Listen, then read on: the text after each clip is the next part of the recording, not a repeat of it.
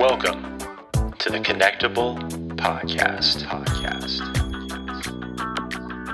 The Connectable podcast starts in 3, 2, 1. We don't have an intro, Alex. This is our intro right here. I like it. This is it. Yeah, man, this is episode 38, and every time we're like, yeah, we don't have an official intro. Us saying that has basically become the official intro. Yeah. So I like that. That's cool. Thanks, man. So Dive right in. Yeah, hey, why mess around, right? Why mess around? Let's just get this thing going. So, without any more delays or any more sidetracks, because we'll do plenty of that as we get this thing going.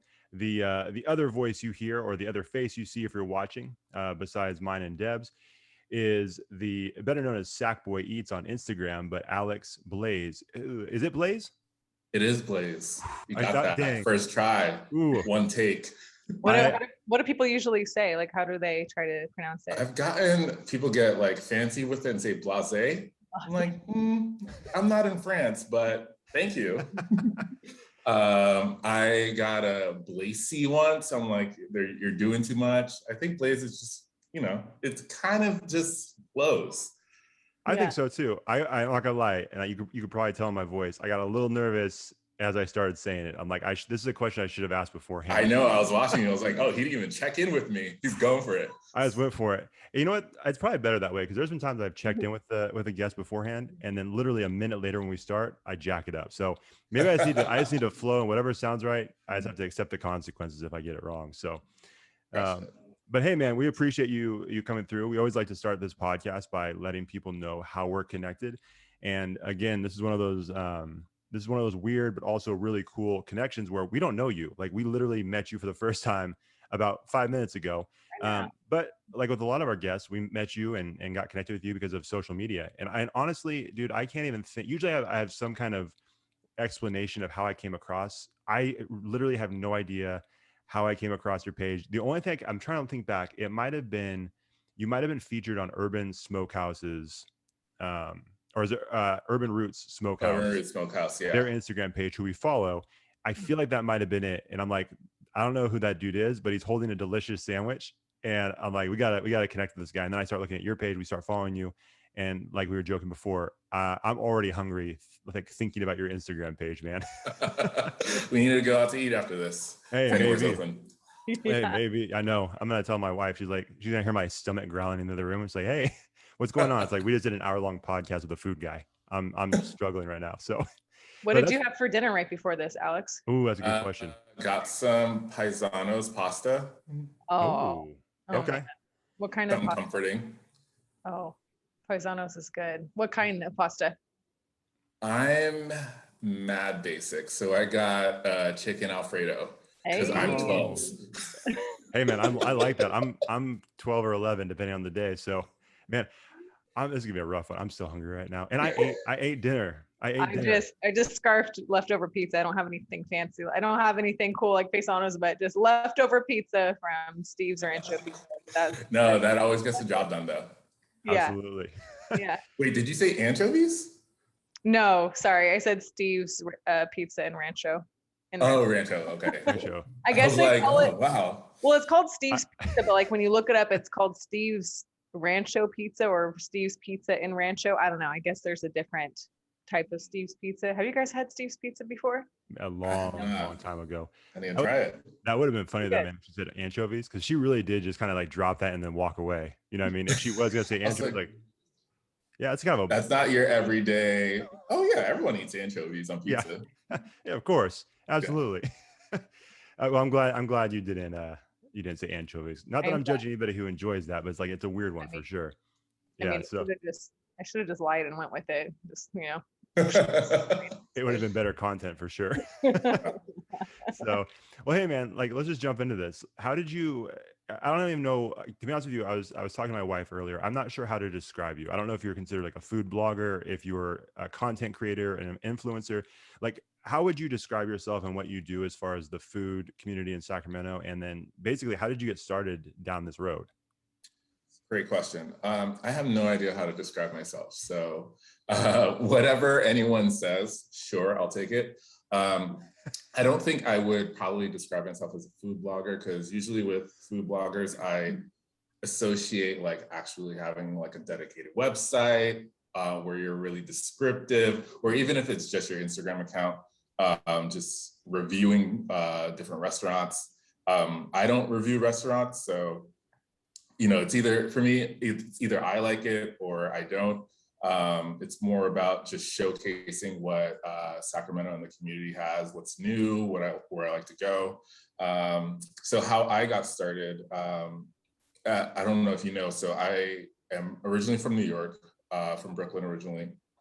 And, New York has like a zillion restaurants opening up and closing all the time. So to find out like where's the best places to eat, what's really trending right now, I'd always, there are just tons of, I guess we'll go with the word food influencers. There are tons of influencers who just always showcase the best places to eat and what they were doing.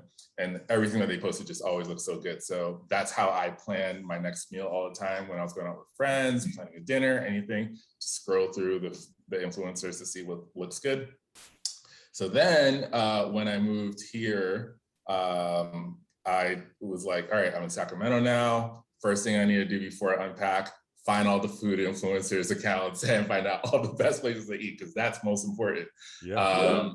But then I saw that there was like maybe like a handful of accounts. There weren't as many as I thought there would be. And so I was like, oh, that's pretty shocking. But I still followed them and it was cool. And I was like, just looking around, I'm like, I'm sure there's more places that's not being showcased. So then I just toyed around with the idea of, I'll just have fun, creating an Instagram and just showing what I eat, showing new places that's opening up. Figured it was a great way to like discover the new area that I was in and kind of just keep I'm using the word blog for my friends back at home, back in New York, to see what I was doing. So that's kind of how I started it, just to have fun and to kind of explore Sacramento, and then just something for my family to see what I'm eating and things I shouldn't be eating and working out instead. Nice. Wait, and so when did you move from, I don't know if I caught that. When did you move from New York to Sacramento? So I moved over here to Sacramento November 2018. Story goes, I met a girl. Okay. That's how all stories go, right? Yeah. So back in Brooklyn, in the height of the Tinder era in 2014, I swiped right, and we went out. And on our third date, she said, just to let you know, if you want this to go anywhere, I'm planning on moving back home to California. And I was like, sure, okay, whatever. I didn't really like put too much stock into it. You're in New York, big city. Like, who leaves New York? No one. So 5 years later, after we got married, we packed our bags, and she wasn't kidding. And I ended up here. She's originally from Salinas, like near Monterey area. Sure. She went to UC Davis for undergrad. She was doing her, she was in nursing school in New York, which is why we met over there. And then when she was done with like her grad program, she was kind of ready to move back home to be closer to the family. So we were thinking of where to end up. And since she went to Davis, she had like some friends in this area in Sacramento. So we thought it would be like a good option for us. So here I am, the rest is history. Dang. And then how soon, when you moved here, how soon did you start your food blog? Was it right away? Or sorry, your Instagram account, did it start right away? I know, I'm already like. You can call it anything you want. Alex, it's my bedtime is getting earlier and earlier, and Josh is going to yell at me after this. Hold on. That's my excuse. I don't yell at her. I feel like these false reports are being put out there. I'm not a yeller, so. Hey, whatever works, Yeah. I'm not gonna mess with the dynamics. There's not much to mess with, man. I This is started it. Maybe, I would say 6 months after I moved here. Okay. Nice. So sometime mid 2019, I was like, just go for it, see what happens. And then it's just started to kind of take off bit by bit. Yeah. How long did it take before it started gaining some traction and people really started following you and and taking those like suggestions and the stuff you were posting? I would say maybe about like a year and a half. It's been like gradual, actually. I think it's just been a gradual following since I started. I don't think there was any like major like post that I did that got me like thousands of followers overnight or anything like that. It's been a slow and gradual growth. But I think that's good. It's just, you don't want people to just hop on one thing that you did once and then to not really like anything else that you do. So, yeah. Oh, for sure. Absolutely. Let me ask you this, because I've got to ask, because obviously you're a food guy, but do you enjoy cooking too? Or are you just someone who likes to enjoy a restaurant and have someone else do that part for you? When you put it that way, the second part sounds better. It does, doesn't it? No, I actually like to cook. I actually do the majority of the cooking in our household right now. So cool. My mom was an awesome cook, is an awesome cook. She's still with us. I like to try to recreate her dishes. I grew up in a Haitian household from Haitian culture. So like food is a big thing in our family. We always had like family dinners every Sunday, and everyone had to be there no matter what other plans you had going on. And that was something I really enjoyed. So I try to cook a lot of her, or recreate a lot of her recipes. And then just kind of find whatever's online and whatever's trending. I got an air fryer over the pandemic. So that was an awesome purchase. So I'm really killing it right now. That's awesome. Oh my God. I haven't had a chance to use an air fryer, but I heard they're amazing. They're amazing. It's like everything just tastes better. I barely use my oven. It's crazy. That's what I need, man. I don't cook at all. And some of my friends have commented, I just need to get an air fryer and just put food. You can put anything in there. It's outstanding.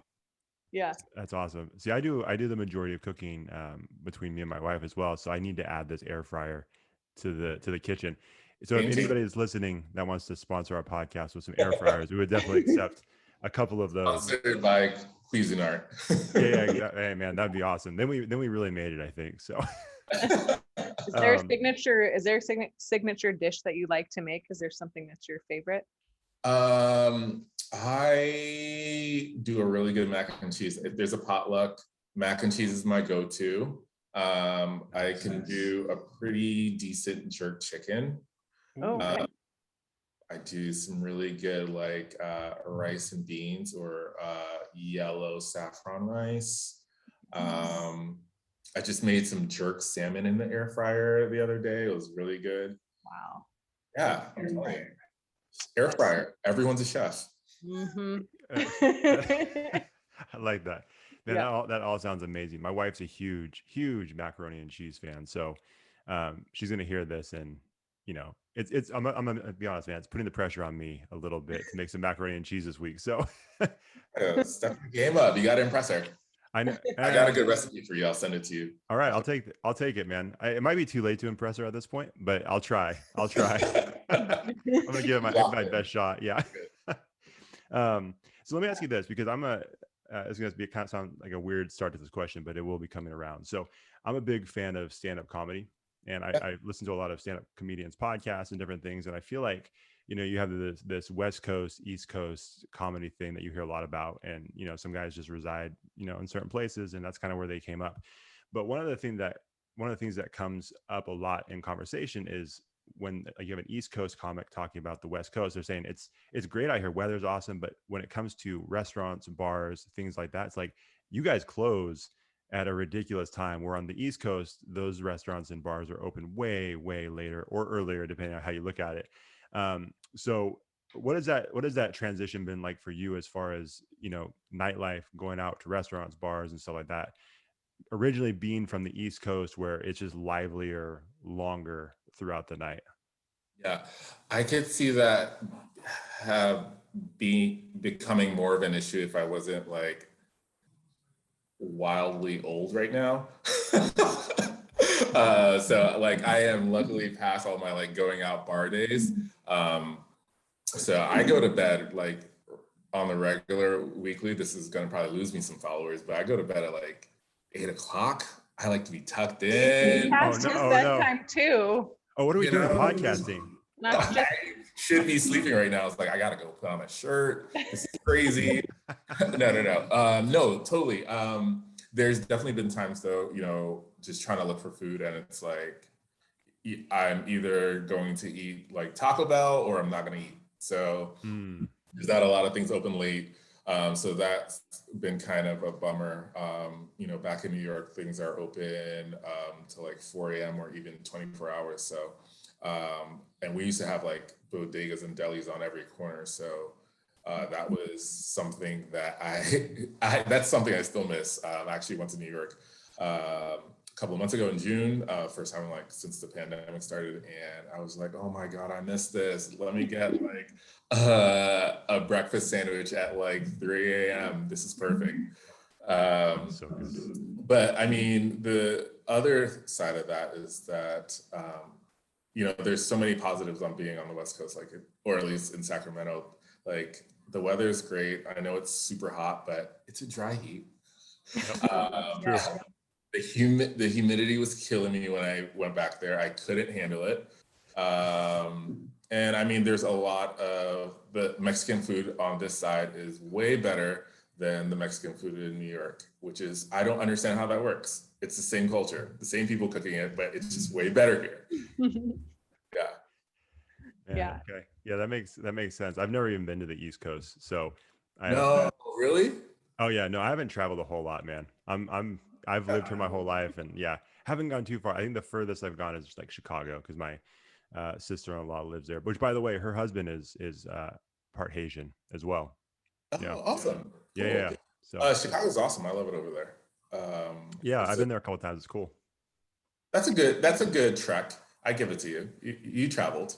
All right, cool. I'll take it. One of these days will happen more. Yeah. I'll make some trips out that way. It just hasn't happened. So, I went to New York one time a few years ago for Christmas. One of my friends and we just ditched our families. We're like, bye, we're going to New York for Christmas. Christmas Eve, the plane landed. We literally spent Christmas just in New York together. It was really, really cool. I really enjoyed it. And everything was open super late.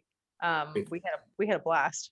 If you're ever going to visit New York, I always tell people I know it sounds crazy, but you got to go during like Christmas season, wintertime. It might be cold as hell, but I mean, it wasn't that bad. Yeah. Well, yeah, global warming is awesome, so it's not that bad anymore. Right, exactly. I mean, but no, I'm a California girl through and through. I like the warm weather. I'd rather have the heat than the cold for sure. But luckily, my friend is originally from Utah, so she knew how to dress for the snow. It wasn't snowing in New York, but she knew how to do the layers. So she had to like coach me up. She actually bought a lot of my clothes for me to like, here you go. You were ready. You need, yeah. I'm like, I need all these clothes. She's like, oh yeah, you do. And so I was very thankful. It got a little warm on the last day. I think it went up a few degrees because I like unzipped my giant jacket on the last day. I remember. That's a big deal. That's awesome. Yeah, New York is great. Did you have good pizza while you're there? I did. I can't remember what it was called. It was just like street pizza, but it was definitely like bigger than my face pizza. Perfect. That's the normal size. That's a medium. It was awesome. The food was so good there. So good. Yeah. It was a blast. So Josh, that's got to go on your bucket list. I know I've got to do it. I mean, the pizza the size of your face is selling me enough. So I got to make this trek out there. So no, I love it. So, hey, I have a bunch of questions for you. I'm not even sure where to start, but I think I want to throw this out there because you're obviously in restaurants, you're eating at restaurants quite a bit, especially with things opening back up a little bit more now. So in your opinion, what do you feel like? 'Cause I mean, when you go to a restaurant, you're going there not just for the food, but you're going there for the experience, right? And so definitely. what do you feel like makes a good restaurant experience? And then also on the flip side, like what do you don't have to call anybody out, but like what makes like a horrible restaurant experience? Oh man, great question. Unless you want to call someone out, you can call people out if you want. We'll tell. All right, I'm ready. Let me bring out my list. Yeah. All right, so good restaurant experience. I mean, I think it starts the moment you walk in. You have like a pretty genuine, welcoming staff. Even if it's a busy restaurant, if the host or hostess is just like really welcoming, really nice, cordial, happy that you're there, and you're not like, oh no, not another person. What? How many people? So I think it starts with the welcoming staff, and then I think as far as restaurants, what really bugs me is when you go somewhere, you have a really good meal, and you're ready to like, okay, when someone visits, or I want to take a friend, or I want to go out on a date, we're going back to this place, and you go back, and then it's horrible, and then you're stuck making excuses like, I swear it was good last time, I don't know what happened today. So like just being really consistent, and having the quality remain consistent, I think is super important. You don't want a place that's like a hit or miss. And I'm always looking for a place that specializes in something. So something that they do really, really well, that they're known for, that they could stand out in. If there was a competition for X, Y, and Z, they could like have their one dish that they would stand up against like the rest. So I'm always looking for that X factor meal or dish that a place is supposed to specialize in. And then anywhere that could kind of create a unique ambiance, either through the food that they're serving, or just the just the actual ambiance, physical ambiance. Whether or not they're going for like an Instagrammable look, or just being super chic, or being like themed, like a specific, like a tiki place, or like, I don't know, whatever someone's going for. If they just execute it really well, I think that's always fun to experience. Even if the food is mediocre, at least like everything coming together, it gives you something like, I'm in the mood for this type of experience. So yeah, I think it's a combination of things I'm always looking for. What makes a bad experience? I think it would just be the opposite of everything I said, right? Sure. Not being consistent. If the staff is, just not that nice, or you have to like, you don't know where your waiter is, or just trying to get your order taken is a hassle. If they're trying to rush you out, if you feel like you're a bother. So, I mean, there's a lot of things, but I mean, right now with COVID, I know a lot of places are understaffed. So a lot of people have to take that into consideration, that the service isn't going to be as top notch as it has been in the past. So that's something I'm always keeping in mind right now. But I think all those other things could stay high quality. Yeah. No, I love that. I do want to go back to what you said though too about it is a bummer when you recommend something to someone and you bring them to that place, or you show them that movie or that TV show, and then it's not what you thought it was, and because the whole time it's ruining the experience for you too, right? Because like you're not really focused on your food, you're like looking at them like they're not having a good time, and you can just tell, what I mean, you can tell in their face like, oh, they're judging my judgment on this restaurant. Yeah, this date is over. Yeah. Yeah, totally. Brutal. And I thought, sorry, Deb, I thought it was interesting what you said too. And I'm just curious if you've seen this a lot. You said some restaurants go for an Instagrammable look.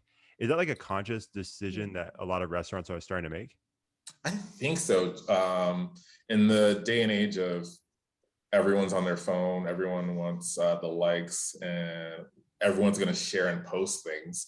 A lot of restaurants are foregoing having a full-on marketing team, and they're just living off of nano and micro influencers just posting about their specific restaurants. They know that this post is going to get like at least 1,000, 2,000 people looking at it from a local place where they want their business is held. So it makes sense actually to kind of focus on the influencer culture for marketing.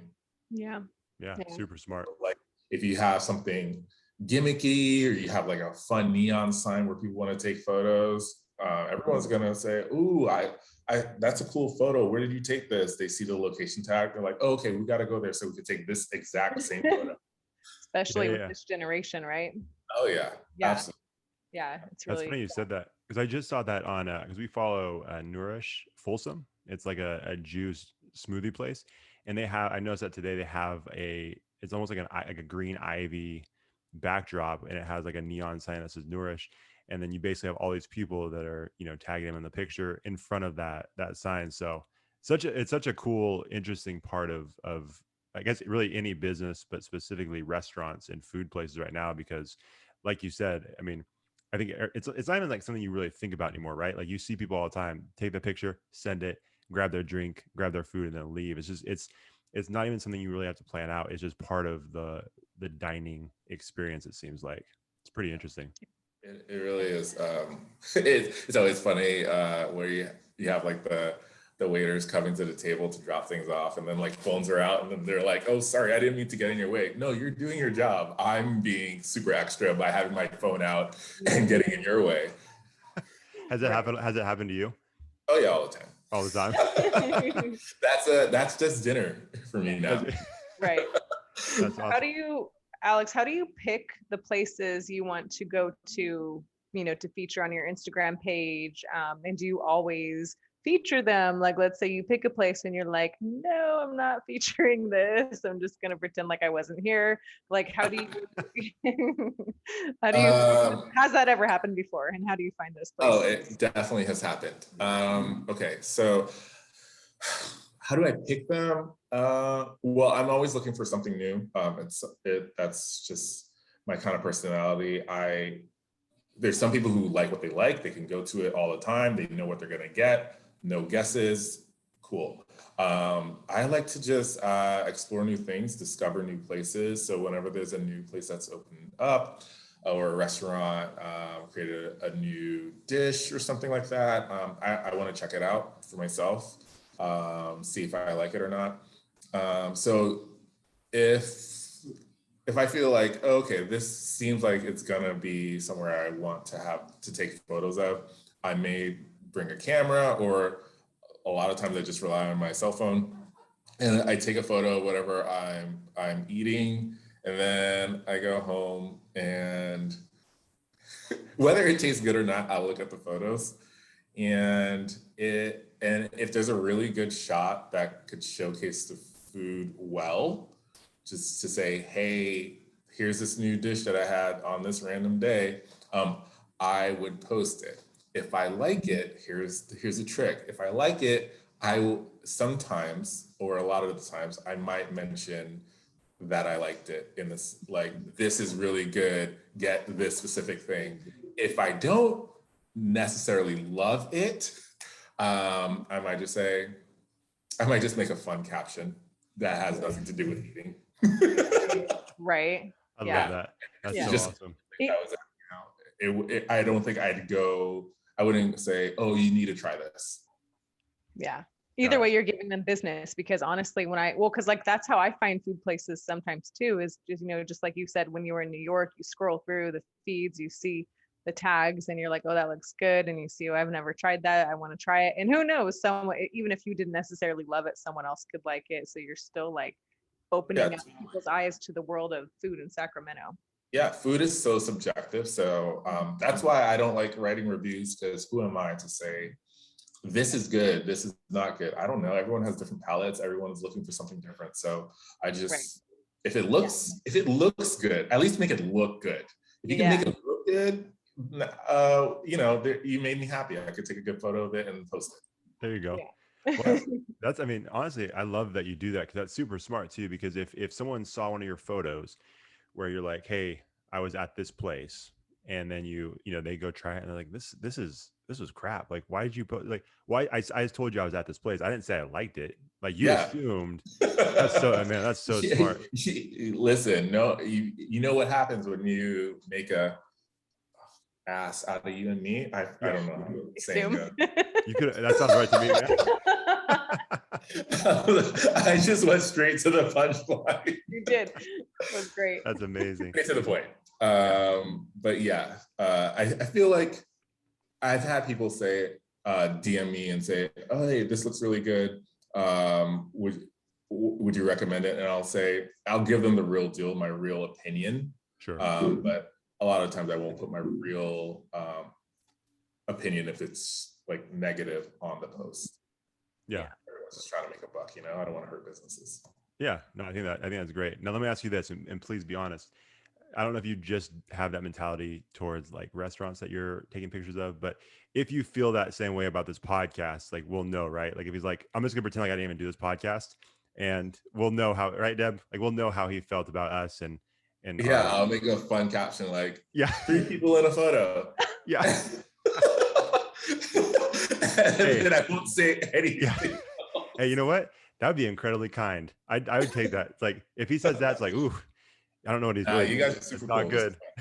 This is my first podcast I've ever been on, so that's pretty cool. Hey, you're doing good though. See, a lot of people say that. I would have never guessed though, man. And I don't just say that. Trust me. I don't have a good system like you. I'll either be honest or I won't. So yeah, I hear about it. That's how he filters it through me. Yeah, it's true. We've had some conversations off air. You won't be one of them though. This has been an awesome interview so far. So good. Okay. Yeah. What is? Okay. Sorry, I just off the top of my head. Yeah. This might be in our notes too, Josh. But like, really quickly, if you could, favorite food in New York and then favorite food here in Sacramento so far. Go as quickly as you can. Like a restaurant or food? Like a food. Ooh. Or a restaurant, I guess. I'll let you. This is not as quick. This is not. I didn't deliver it the way I wanted it. I was gonna say you're trying like quick, and you don't even know. Is this like a lightning round? He's like, wait, you need to explain more. I'm gonna let you go off whatever you want to say. What's been it's funny because I know on my phone I have a list for when I went to New York recently of all the things I needed to eat again, but I'm not gonna look at it. I'm not gonna cheat. I feel like I have to go with pizza. Okay, there's a really good pizza place, and this is the beauty of New York. So you're thinking your regular like New York thin crust slice. No, it's actually a Detroit style pizza place called Emmy Squared. It's the best pizza. I love it. It's so good. They also do, because New York is crazy like this, their other really good dish there is this crazy double patty burger. So good. So depending on how I'm feeling that day, I either go for the pizza or the burger. It's amazing. But just pizza in general in New York, I think is outstanding. I would have to say it's better than Chicago style. So you let them know that when the next time you're out in Chicago. I've already let people know that. And so I'm like, okay, I'm just gonna say this. And my mother-in-law listens, so I hope this doesn't go too far. But the deep dish pizza, I had it there. It was okay. Like I don't see the big deal about it. It's a lot of dough. It also takes 45 minutes. It does take a long time. It's ridiculous. I tried it. And to get you to order appetizers. Yeah. No, it wasn't, it wasn't a huge deal for me. That might be like blasphemy to some people. I'm just going to say it. Like, I didn't get the appeal, but maybe I just prefer thin crust. Like what you just said about the New York style pizza, the thin crust, that sounds good to me. So yeah. Thin crust, New York, go-to slice would have to be Joe's Pizza, which there's multiple locations of it. So, or at least I think just 2 or 3, but that's a really good go-to consistent slice of pizza. So I'm going to ask you before I forget. So you mentioned that your favorite spot in New York is actually a Detroit style. What makes Detroit style? So it's a thicker crust. They bake the cheese onto the crust, and then there's like a little bit of sauce on top. Are you familiar with Sicilian pizza? Yeah. It looks like that. So it's a square rectangle pizza. It looks similar, but it tastes different. The crust is so buttery, and it's just so good. I can't even explain it. It's just great. We'll take your word for it. I know. Also, steakhouses in New York. There's so many good steakhouses that are not chain related that I love. Why can't I think of the one in Brooklyn that I always used to go to? I can't think of the name right now, but it's like old school like steakhouse. It's cash only. It's like I swear it's run by the mafia, but it's fine. It's great. All I know is that the next time I go to New York, I just need to DM you and say, yes, you have. Oh, Peter Luger Steakhouse, New York. Swear, I think it's from like, it was like established in like the 1800s. I swear to God. wow. Sounds delicious. I'm gonna be honest, man. This has been a fun interview, but I'm not sure if like I'm really enjoying this, and I really enjoy you as a guest, or if you're frustrating me because I am so hungry. I know I've said it a million times. This all sounds so good. You know what I mean, Deb? Like I don't want to be rude to you, man, but like it's like this has been awesome, I get but it. also That means I'm doing my job. I'm doing my job. And That's then true. what has That's very been true. your favorite place in Sacramento? Like what, I guess we'll go with restaurants since you're talking about restaurants so far. I like, it depends on what I'm in the mood for. I try to think about this before, and it's just hard to come up with one place. Usually if I'm telling people or someone's visiting me, my go-to is South. It's good comfort, Southern food. Their fried chicken is insane. Their mac and cheese is good. Their biscuits are crazy good. They also do really fun and strong drinks. You might not want to have a hurricane unless you're like going to Mardi Gras, but there it's just, a regular occurrence on a Tuesday. So I really like that. Let's see. And that was called South, you said? Yeah, it's in Midtown. Okay.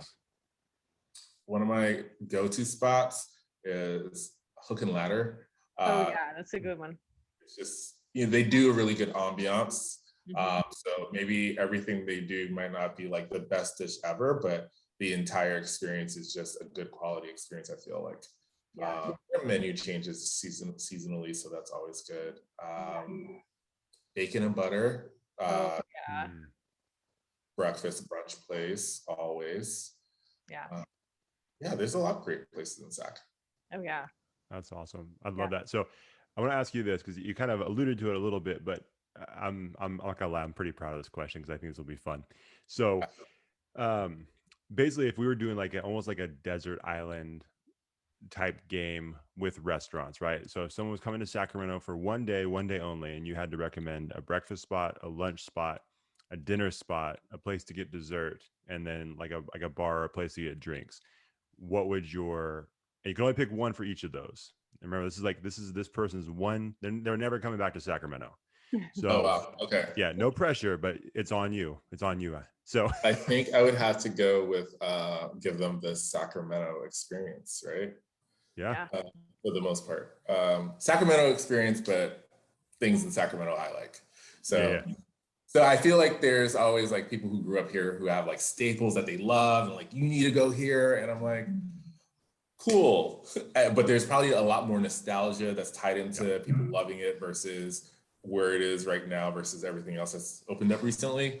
So definitely breakfast. I'm starting them out at bacon and butter. I think it has a great variety of savory and sweets for breakfast.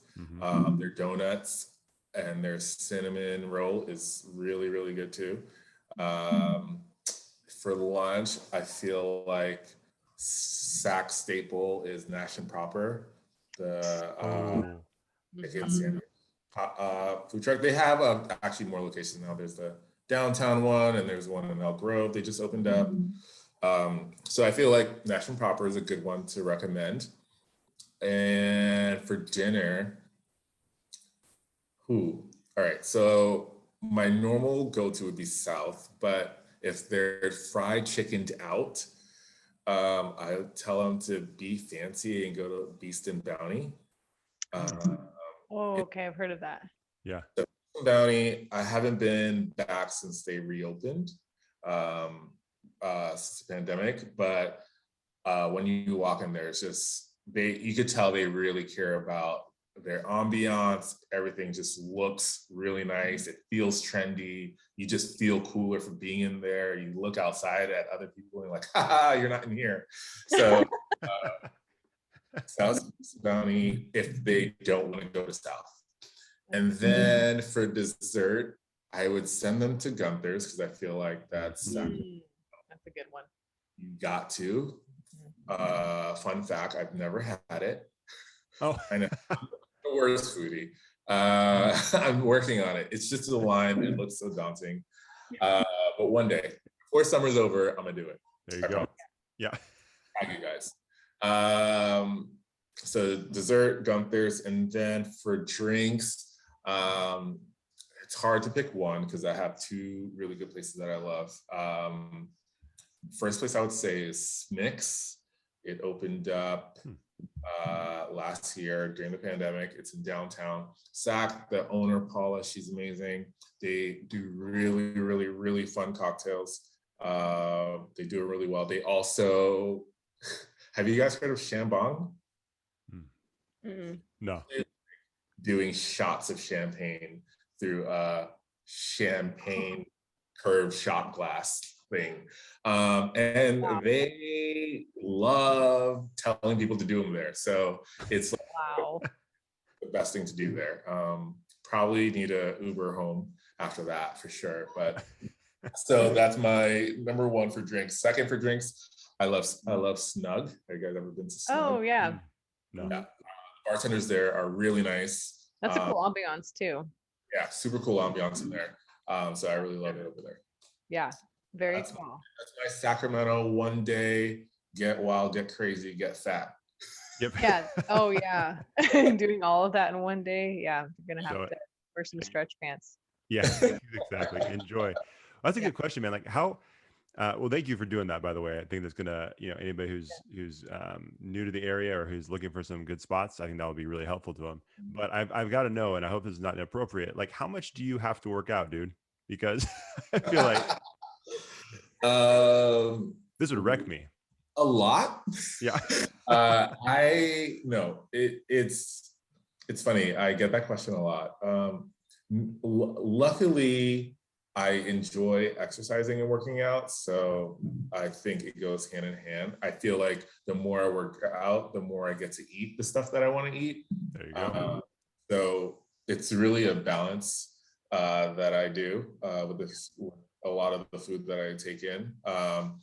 But I don't know, after having a crazy meal, I feel so like you need to like run a mile or at least like jump on a bike or do something, or else it's just not going to be pretty. I wouldn't move. Nothing would get done. I'd be in food coma for a whole week. It's pretty. Oh man, no, I've done that before. Where I'll like on a Saturday morning when I have a little bit more time, I'll do like an 8 to 10 mile run, and then I get home, I'm like the world is mine. Like I can do whatever I want now. You know what I mean? Eat whatever I want. Yeah. Not the best. I get to treat myself. I'm literally yelling on the Peloton. Yes, I get to order like food after this. This is all I'm thinking about. Like French fries. Can't wait. Yeah. That's awesome. Hey, that's great motivation. Nothing wrong with that. It's almost like for each restaurant or place that you recommend, you have to recommend a fitness facility or a workout to do. I know. I should be sponsored by like, I don't know, some type of. Yeah. Man, I converted my gym, and I converted my garage into like a makeshift gym. So nice. That's where I get my workout done now these days. Dude, that's even better. Like you don't have to even convince yourself to go to the gym or anything like that. It's like I just got to take like 5 steps to get to the garage, and I'm good. Yeah, but the entrance to my garage is literally through my kitchen. So that's a tricky game. That makes sense. It's a tricky game. Ew, that's tough. You open the gym door or the fridge door. So that's like a mental battle. Like you got to be like super mentally sharp to make that choice every single day. So good for you, man. That's awesome. I'm not gonna lie to you. I don't make the right choices all the time.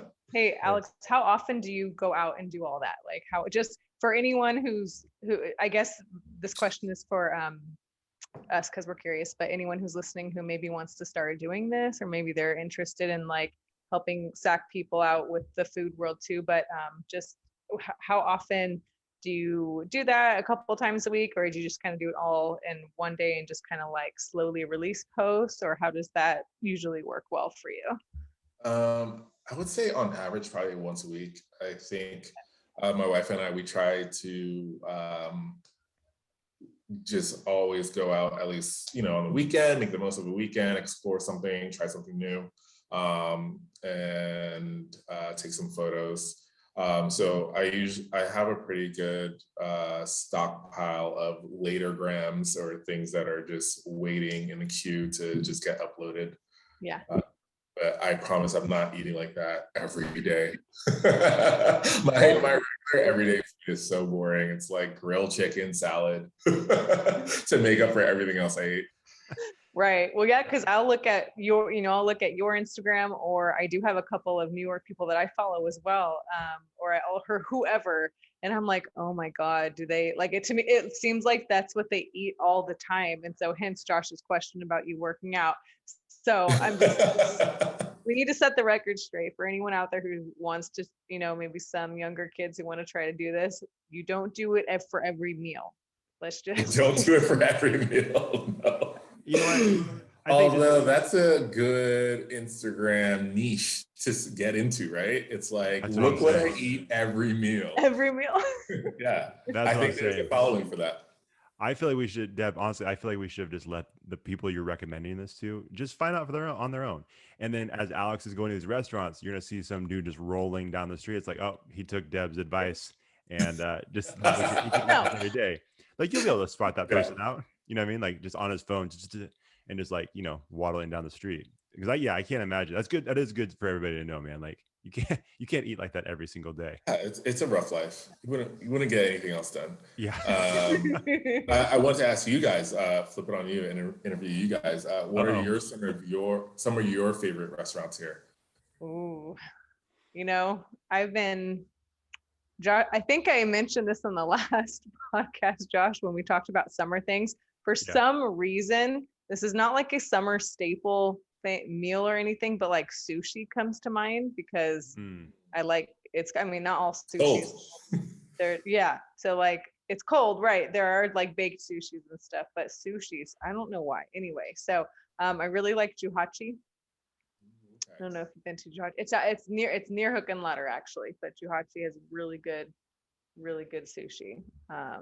Is it the one that's on that street? I think. Yeah, it's like okay. I think it's the next block over actually. On the corner, yeah. On the corner, yeah.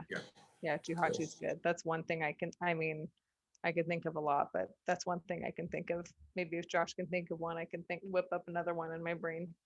Yeah, and I mean, two came to mind immediately. One, I don't get a chance to go to as often these days because I got two little kids, so those moments are a little bit fewer and far between. But I love Cafeteria 15L. I really enjoy that for both breakfast and lunch. Like anytime I have jury duty, I make my way down there on that 2-hour break. But no, I really enjoy their food. And then a place, out closer to where I'm at in Orangeville is La Placita. It's a Mexican food restaurant. And I've gone there. I mean, I've basically gone there since before I was born. My family was born there. So, and that's one. Yeah, pretty much, man. I was just eating the enchiladas for sure. Yeah. But and again, it was interesting what you said a little while ago about the nostalgia factor, because like I love this place, and for me personally and my family, like you can't convince us otherwise. Like this is our favorite Mexican food spot. Now, like you said, someone could come in and think, it's okay, it's not as great as you're saying, but like that could just be because of the nostalgia thing. Now, like I said, it doesn't matter because I love it, and I could eat that every week. I don't, but I definitely could. But those are definitely two places those are the first two places that came to mind. I will say though, we follow Nash and Proper. Yeah. I haven't had a chance to try it yet, and every time I see their page, I'm like, I gotta get down there at some point. It's a little bit of a drive for me, but I need to do it. I just had one of their chicken sandwiches earlier this week, actually. Oh, nice. Yeah, well, and I've had it before, and so my friends and I went paddleboarding, and we stopped at the one in Elk Grove, and I forgot how big their sandwiches were.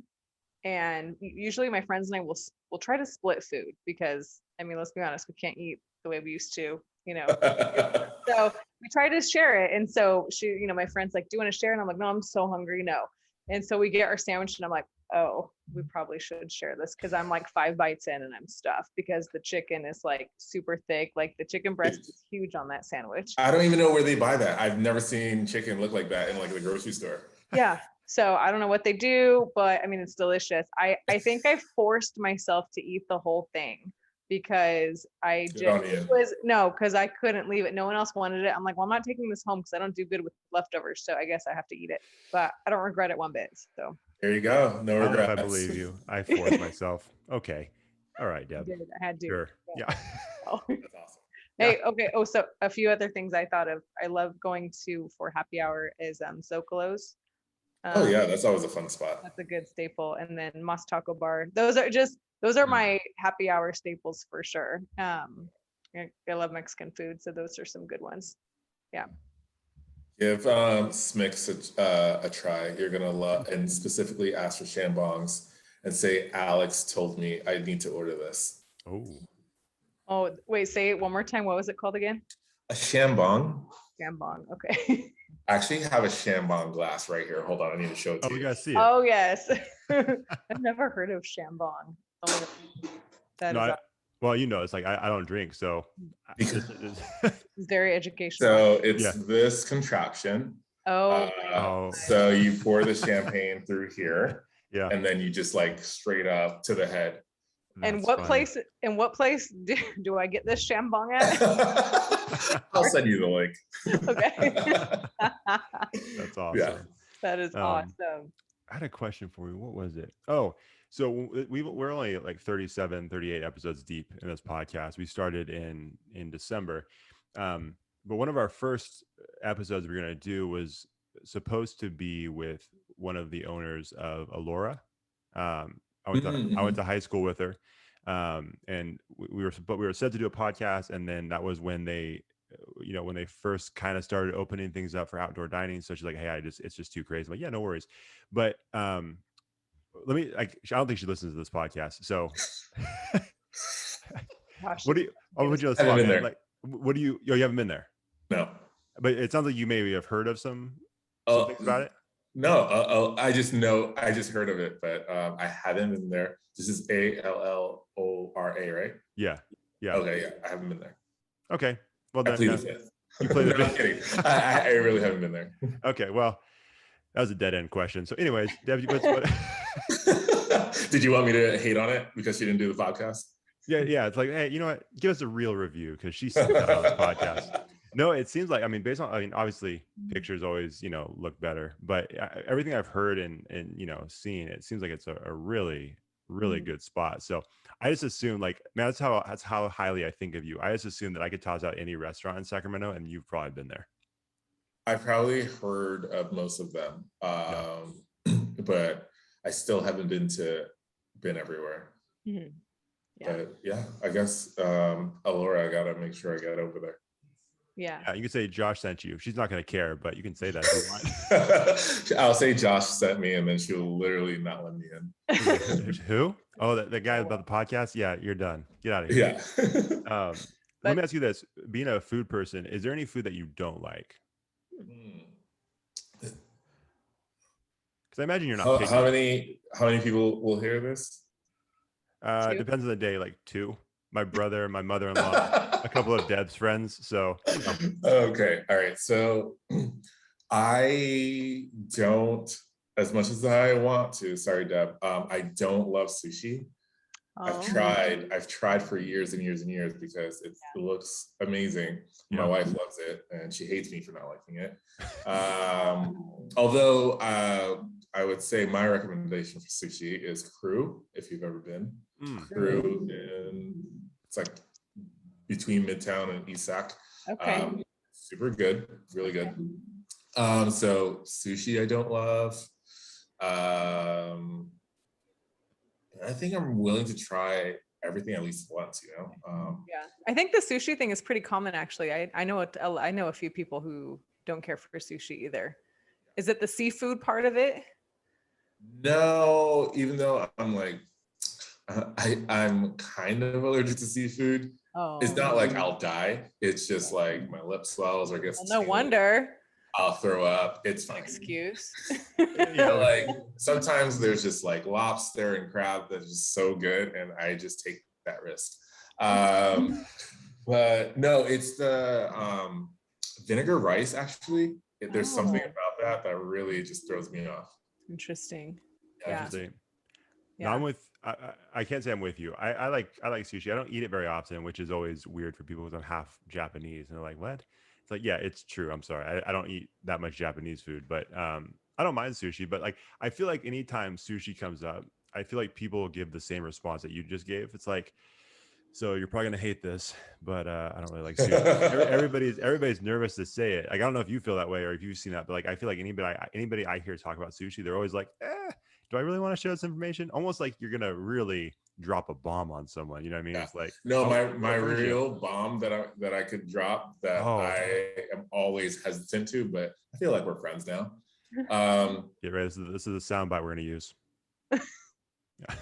I don't think In-N-Out is that good. Oh, okay. That is a bomb. I'm not offended by that. I like In-N-Out, but I think it's like it's good. It's fine. It's good. It's fine. He's trying to convince himself. Like the kombucha girl. We can't be friends anymore. I know. I'm sorry. No, I just am such a New York obnoxious purist that I love Shake Shack more. So all the debates really just like I can't show love. But no, I'll eat it In-N-Out. It's fine. Price point, you can't beat that. The price point is amazing. The fries are garbage. The fries are garbage, but price point, the burger's good. Oh my God. Okay, hold on. No, there's a lot to say right here because I feel like people would be more offended by what you said about the fries and the burgers. I feel like people like love the fries. They love the animal style fries. What do you think? You think that's true, Deb? Like, I know people that are like, oh, their fries are the best. So I feel like where you were hesitant was in the wrong spot. I'm gonna be honest with you. Really? You went right after the burger, or you went like the burger's okay, the fries suck. I'm like, oh no. The fries are like cardboard, man. Okay. Oh my God. That's okay. I've heard if people that's say, your thing, it's fine. Yeah, just know you're wrong. It's fine. Yeah. Yeah, exactly. But yeah, that's always a fun debate to get into. Maybe that's why people get them animal style, because they do taste like cardboard. I'm not saying I agree, but maybe that's my theory. That's why they get all the sauce. They know. I don't know. I like them. I like cardboard. See, this is what Deb does. You get them plain? Huh? You get them plain? Do I get the what? Sorry. Oh, do you get the fries plain, like without stuff on it? Sometimes, if I'll dip them in ketchup. So like that's the plain style I'll do. Gotcha. But I usually, if I get In-N-Out, I usually do get animal style fries because I'm there, But yeah. Maybe I'll try it animal style. I haven't had animal style in a long time. So yeah, maybe I'll give that a go. Then you'll have to. I'm gonna be honest, man. I know. I feel like you're trying to salvage this for all the listeners who just tuned out. It's like animal style. Yeah, I'll give it a try. I'm gonna look at my Instagram and have like your account has been suspended. Yeah. Out of 5 listeners, Alex, we now have 2 listeners right now. Down to 2. That's funny. Everyone counts.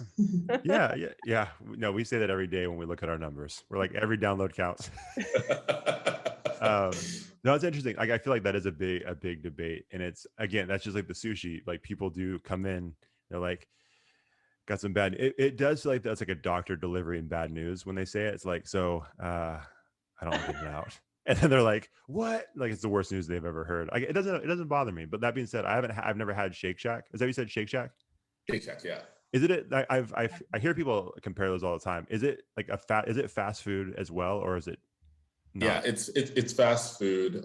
Okay. It just costs more. Got it. I was gonna say, yeah, when people point to the price, then it really tells you what they think about the food. It's like, the price is good. It's like, ooh. But I mean, we could talk about it all day. I've done this for so long to talk about the burgers, but I just think you get a better quality burger. Like, I could literally just eat the patty by itself without anything on it. It tastes that good. Dang. All right. They're cheese fries. It's amazing. Yeah. But I could also eat it plain. You can also eat it plain. We should have started here. This could have been the entire podcast. Oh yeah. Like, episode 38, Alex, Blaise, is In-N-Out good? And just leave it at that. That would have been great. Stay up past my bedtime. Let's talk about In-N-Out. Yeah. Yeah, that's great. I love that. Hey, that's good. That's what makes a podcast great. Those hot takes. So So that's what all people are going to take away from this podcast. Like, he hates sushi and In-N-Out. Like, why do we listen to this? Like, why did we talk to this guy again? There you go. Yeah. Hey, no, we're so, There. man, so thankful to have you on. Two more questions before we get you out of here, and then you can go to bed. So, obviously it's called Connectable, and our whole goal is to get people more connected, very similar to you. Like, you're trying to get people connected to great food, great spots, and people who are doing great business. So, I've heard people talk about this idea of how connection is related to food and how we connect with people over food and all of that. But like, how important do you think it is to have, like great food spots and great restaurants within a community? And then how do you think that helps a community and people get closer together? Yeah, I love that, actually. I think food is one of those things that definitely can bring people together. Something that comes to mind, I remember one time I was in Austin, Texas, and there's this really, really famous, infamous barbecue spot called Franklin's. Ooh. And people line up super early, bring their chairs, and the line gets so ridiculous, and it's just packed with people. But so one of the last times I was there, I remember just looking at all the people in line. Everyone looks so different, from different walks of life. These people would never talk to each other, races, cultures, and everyone was there for the same thing because they want some really bomb brisket and ribs. And I think, that's something food can do. If you make a really good quality product, it doesn't matter what you look like or where you're from, how much money you have. People will come together just to share that one experience together. And that's something you will all have in common. So I think that's awesome. And if more places continue to do that, I think, diversity grows that way. I think it's awesome. Drop the mic. That was a perfect way to end it. Yeah. No, that's so good. That Frank, I was going to ask you, I did have just a note that I wrote down as you were speaking earlier, and I almost forgot to ask it. Have you seen the movie Chef? Yes, I did recently. Man, I love that movie. I don't know if you like it, but it's just like the way they film the food sequences, all that. I love it. But Franklin's was featured in that. Oh yeah, that's right. Yeah, it was on that. I forgot the actor name. Jon Favreau. Yeah, Jon Favreau. He did a lot of training just for that. You would think an actor would just be like, I don't really care if I'm slicing these carrots correctly, but no, he did a lot of training, which I think was awesome, and it really showed through the film. Oh, for sure. Well, I don't know if you've seen his Netflix show called Chef. That's really cool because he does it with Roy Choi, and they actually go to different spots and then talk about making the food. That's that's one that you don't want to watch while you're hungry, or if you're like eating like just a basic cup of ramen, you're gonna be disappointed. Like you're gonna be hate eating that food. But yeah, seriously. Like, you know what I mean? Yeah, it's like, oh, I wish I had the barbecue or the tacos, whatever he's making. But no, I love that movie, and I love that show, that series they did on Netflix too, because like you said, it's just super impressive that he did all that work to actually, because I know at the end of that movie, there's a sequence where they basically show you behind the scenes of him making that grilled cheese, which is just like an incredible sequence when he's making that grilled cheese. I'm like, I don't think like this is the best thing I've ever seen. Like I want to take a bite of that grilled cheese. But when you see him, like even Roy Choi's like, you got to like hold the spatula like a certain way and look at it from different angles. It's like he's an athlete training. It was crazy. I know it's really intense and crazy, but it's so worth it at the end. Absolutely. It makes the difference. Yep, I agree. Yeah. So, well, I think we just have one more. Oh, go ahead. I had another question. Sorry, I should have asked this a long time ago because now we're supposed to end the podcast. But are you more of a sweet person or savory person when it comes to food? That's good. Definitely savory. I can eat 2 main courses over having a dessert. Oh, all right. Okay. I'm that person, but my wife likes, well, she's sometimes savory, sometimes sweet, but she usually helps me like get a dessert, and then when we get it, I'm like, okay, yeah, this is actually good. Yeah. So I was gonna ask a favorite dessert place I have in New York. My sister kind of got me hooked on it, and I watched her documentary too, but it's Milk Bar. Have you tried? Oh yeah, Milk Bar is amazing. I love it. The cookies, the cereal milk soft serve, the crack pie. What did you have?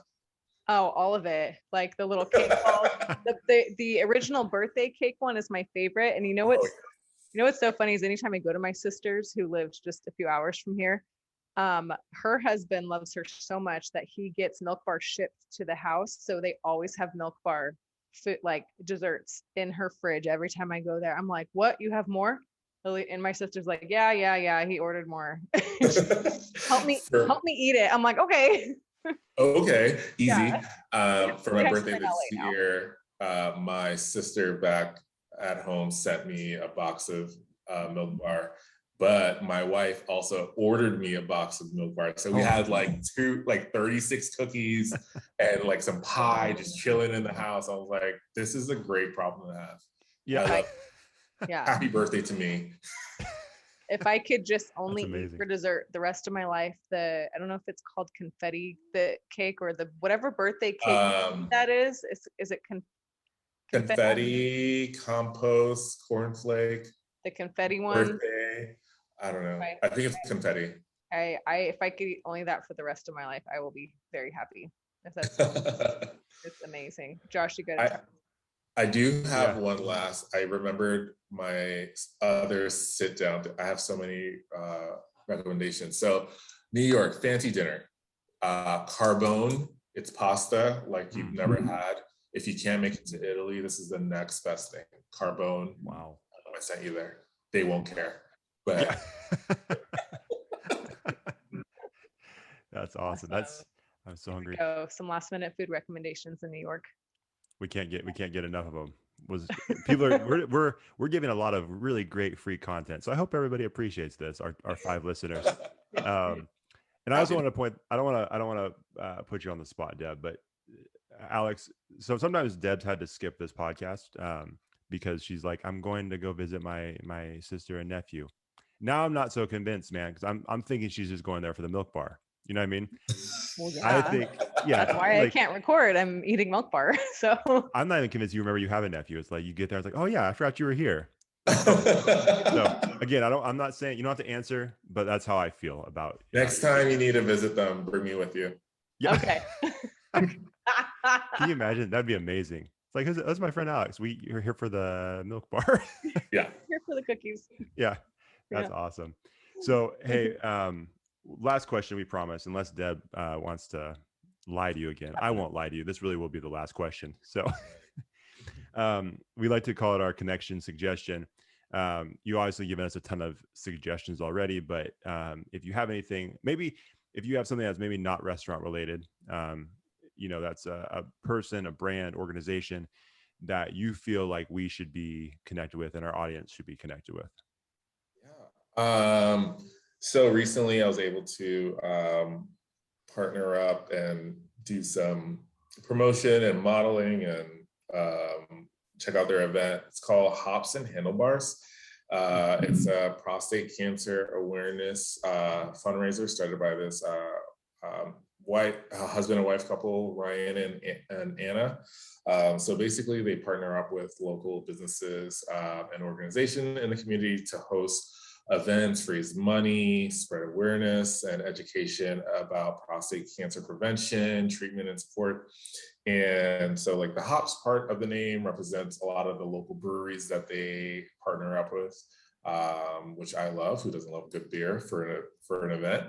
And the handlebars, the co-owner Ryan, he has like a handlebar mustache, and just handlebar mustache or mustaches in general. I think that's supposed to represent men's health awareness. Men don't usually take care of their bodies or like to go to the doctor, check their prostate. He wants to do that, but it's really important. So that would be a really good organization to connect with for sure. Hops and Handlebar.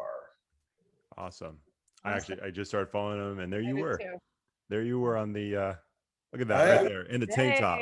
That was the my guns. modeling debut. Very nice. Hey, look at that. All these debuts, your modeling debut, your podcast debut. Yeah. You know, There you're you go. I really, had a cheeseburger after fasting for that shot, I promise.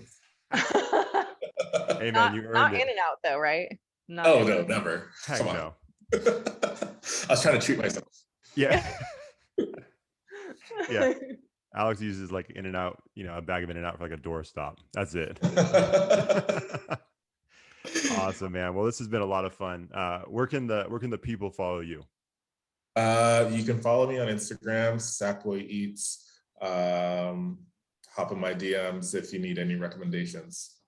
Awesome. Well, man, we definitely appreciate your time. It's been a lot of fun. Like I said, I'm gonna go eat something, whatever is in the house. I'm gonna eat something, close my eyes, and pretend it's Carbone's or one of these places that you suggest. It's not gonna be. It's gonna be like some cereal, but close enough. So this has been a lot of fun. Thanks to you guys. Yeah, thanks, man. Deb, where can they follow us? You guys can follow us on Twitter at Connectable Podcast. Or wait, did I say Twitter? I always mess this part up, Alex. I'm trying to be nice. I tend to roast you at this part Twitter, of the podcast because she gets it wrong every time. I'm trying to be nice. Let's let you figure it out. do not cut this out. I will figure it out. Twitter at Connectable I never Pod. cut this out. I let the people. I highlight this part. I'm like, hey, I'm trying, everybody. This is what I deal with every week. Here are the bloopers. Instagram at Connectable Podcast. Boom. There you go. There you go. Drop the mic. Yeah. If you can't find us, it's Deb's fault. So, Alex, man, thank you so much, and have a good rest of your week. And we'll talk to you later. All right, you too. See you guys. Thanks for watching the show. If you enjoyed that episode, make sure you like it, share it, and hit the subscribe button to get a new episode every week. We'll see you next time on the Connectable Podcast.